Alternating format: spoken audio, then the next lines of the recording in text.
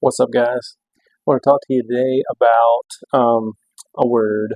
It's called interoperability. So, uh, strange one, I know.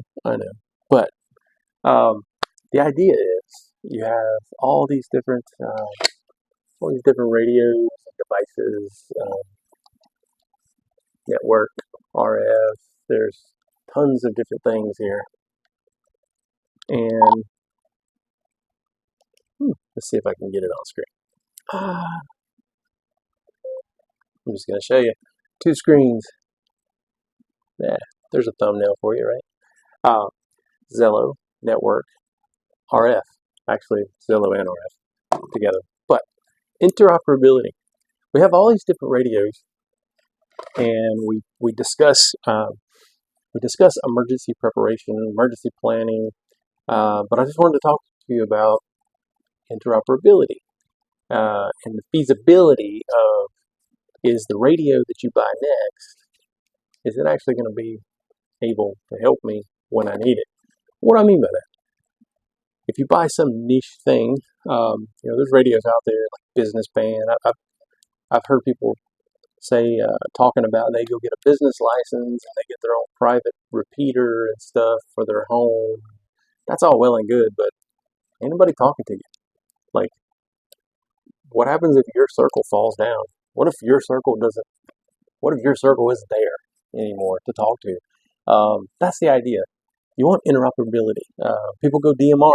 I got a DMR radio over there. You go DMR, you're only talking DMR. Yes, you can flip them back to analog, but man, if all you talk is DMR code plugs and DMR repeaters, it's not helping anybody. In previous video, I did talk about how GMRS, FRS, the reason that's kind of my passion space is because of that interoperability, is because FRS and GMRS just overlap really well. One's just more wattage. So they're a lot closer together so that when, if something were to happen, not when, but if something were to happen, that the people that are on FRS who don't really know what to do, because that is your, entry level, walkie-talkie level, they might just be out there calling for help and have no idea if they're talking to anybody, have no idea how to use their radio, but the radios are so easy to use that they can just push the button and hit it. Now, what's that next level? Folks like me got a radio. I'm not running any kind of tone, but yet they are. Maybe they don't even hear you because their radio, like a Redivus ships out. It's got CTCSS and DCS tones put all over it. Why? I don't know. But let's just say they bought that and they just used it amongst their little circle and they never really did anything else. Now they're calling for help, and technically they won't hear you back unless you get their tone. And a handful of my radios, I can just do a scan. I can hear them. They won't hear me back. I'll have to do some work. That next level technical stuff, and that's kind of the GMRS level, right? You got a radio, does a tone scan, that type of stuff. And then there's ham. We talked about that. There are different levels of the things. But the GMRS and FRS are really kind of just meshed well together. But that interoperability doesn't just stop with RF. It is network as well. So I showed you the Zello radio. Interoperability is how can I make those talk together? And yes, I know you're saying, well, GMRS and repeater linking and all that stuff, whatever. What I'm talking about is more like I've got someone a long way away I can talk to on a Zello style radio, but maybe I just want to extend it out at the campsite. I just want to put that Zello radio as a hub and just talk into it with my RF. Now, is that in the gray area? Yeah, it is. So, but doesn't matter. We're going to talk about it. The interoperability part is, are all my devices going to work with other people's devices? And to me, I kind of harp on that. I like to really look at that interoperability. Like, if I go to spend a lot of money on a thing, like, okay, how does it mesh with the standard stuff that's out there? Speaking of mesh, that's another level of radio. But how does it mesh with the rest of the world that's out there that that you may be in an instance to help, or you may be the one that needs the help. So how well can I make sure that what I have kind of fits in that mold? Now, so let's talk about that. And you say, why are you even bringing up network radio? That's not RF. Agree, 100%. And let me tell you why I agree with that. And hopefully that we can leave it there, lay it on the table after this and leave it there. I do not think that anything that relies on a cell phone tower will ever be your, fourth level pace plan option. It never will. It's not that emergency level, right? It's more of the primary, right? I actually look at like a POC radio as kind of your primary, maybe secondary, maybe, because Zello has been known, lots of stories where Zello has been used in instances where it actually helped to save lives quickly because it was just the easiest thing to do at the moment. And believe it or not, it's a lot quicker for me to fire up Zello and hit that button and call someone, especially if I've done what we're talking about here and I know who to call. It's a whole lot quicker for me to do that on any of my devices that can do that than it is to actually make a phone call, wait for it to ring. Like, it's, test it out for yourself. That's all I'm saying. Comment down below your thoughts in that space, right? So there's a lot of things out there, network level, that's not just Zello. You have Zello, you have kind of the all-star ASL, not this isn't ASL3, but Supermon, the old Supermon style. This is actually GMRS Hub. I'm just monitoring on my digital. Quite a few options that are out there in the network space. So there are the BTEC, and I'll hit these things in detail because I've got an idea here. 7 minutes in, I'm watching my time, trying to keep this as short as possible. But that interoperability is RF network, not necessarily always bridged, but the idea, like with the BTEC and an Android device, is, and All-Star, is I don't necessarily need a digital I don't have to hold in my hand a digital internet device. I can hold a radio. So, I can talk over one of these hubs with my handheld radio inside my house here locally because it's got an antenna that's about that long. It doesn't go very far. So it's just right here. Radio's on low power, whatever. It's not like linking repeaters together where you're pumping hundreds of watts. Now, with that being said, that's the idea. And you say, what does that mean? And this is why I agree with you that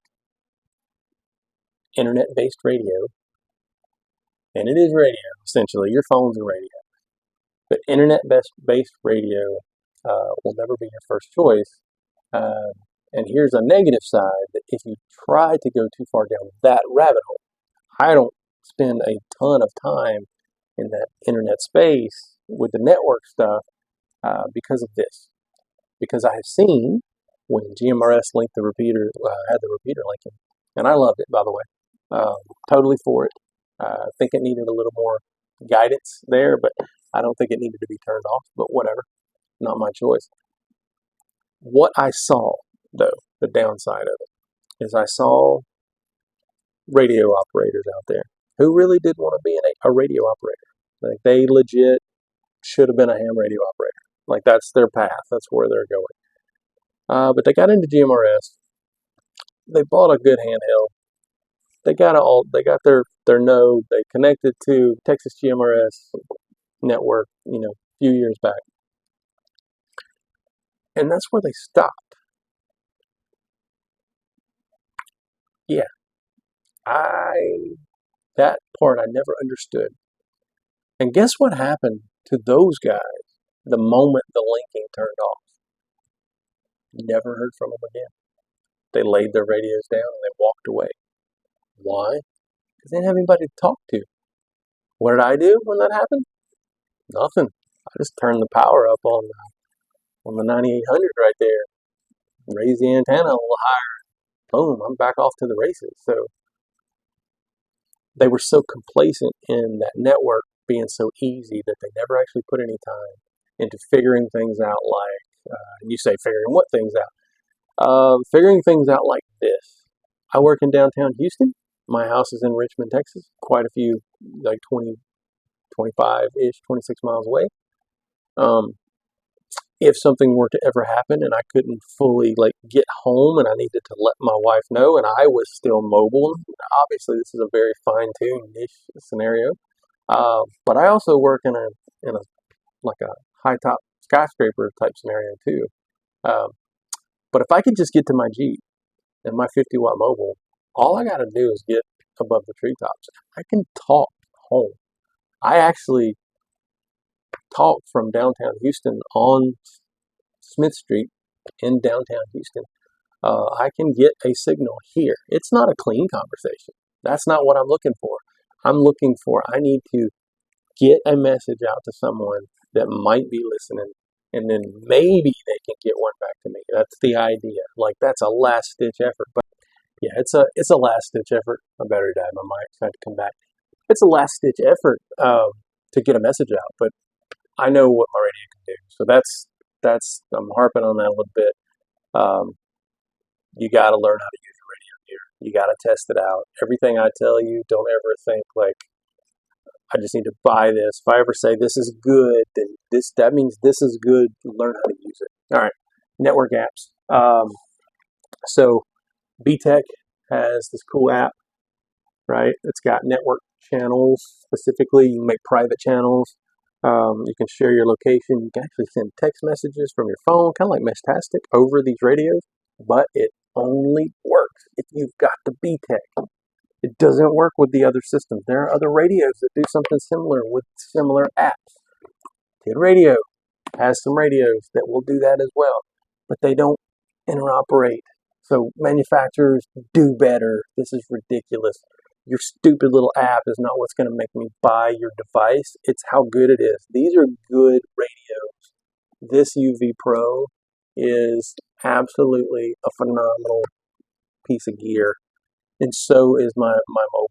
But yeah, so you guys all need to get together and make the same app and then build your radios to do different things. Because hey, TID Radio, not all their radios do all the things. Not all of like the VRN and the BTech run of the UV Pros, not all of them do exactly the same thing. So build your radios. Anyway, let me get off of that. Manufacturers, do better. We need one app or just one or two apps. And even if you have multiple apps, they need a way to interoperate. The networks need to be on the same servers or something. Figure that out. I would more so buy if you were focusing on interoperability. Communication is about bringing us together, not separating us. All right, I said my piece. What am I doing about this? I have Zello, I have RF, I have BTech networks, I have GMRS Hub network, I have all these networks. I'm trying to bring them all together for when I need them. And this is mainly just to bring folks together when there's nothing going on. This is not an emergency thing.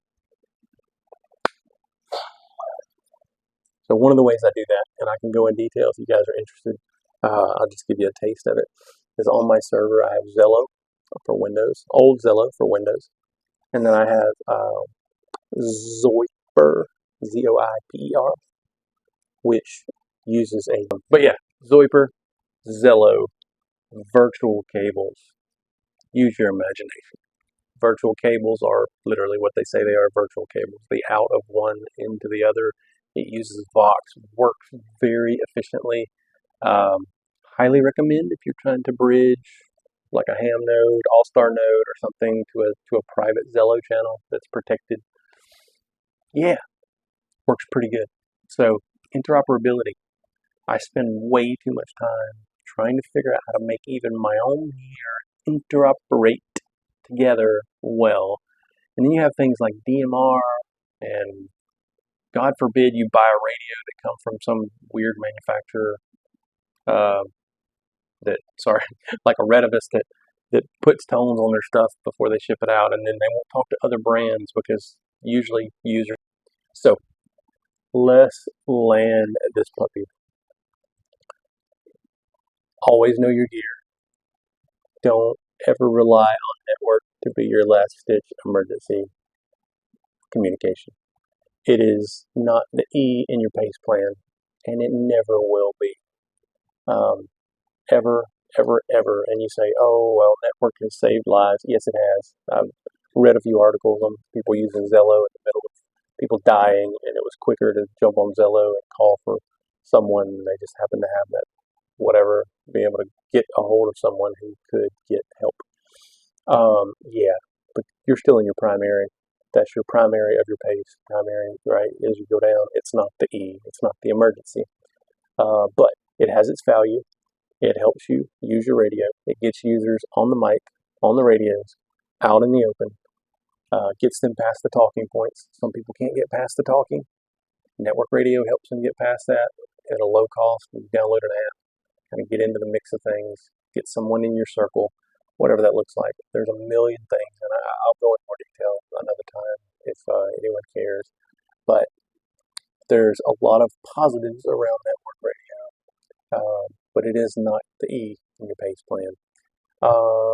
So yeah, it just helps you interoperate with other users that are out of range of you until you figure out how to get them in range. I used to rely on network radio originally until it was gone, and when it was gone, then I dug in even deeper and figured out how to not need network radio. Second thing, manufacturers, do better. That's my message for you. Midland, do better. Midland, you need to look at BTEC, TID Radio. You guys need to get together. There needs to be one level ground app. You guys need to hand that off to a third party and then build your radios to talk to it. Because so far, every other third party app that connects to these radios and does this stuff outside of you or whatever, whoever built what you're using, sell yours against in China, the third party stuff is better. And it will be much better later. So yeah, interoperability, manufacturers make that easier to do for users, and guys, get out there and use your radios, implement them in your daily life. So, it's been a long day. Talk to you later.